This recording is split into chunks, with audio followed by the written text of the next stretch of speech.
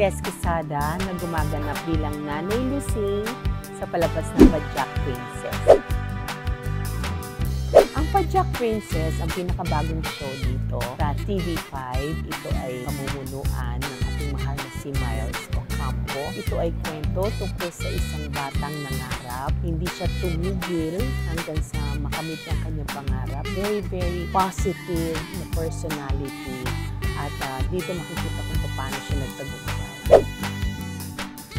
Ako yung malapit na kaibigan ng nanay ni Miles Ocampo na magkakaroon ng problema ang kanilang pamilya at ako ang tutulong sa pagsasalo sa mga problema ng pamilya ni Miles.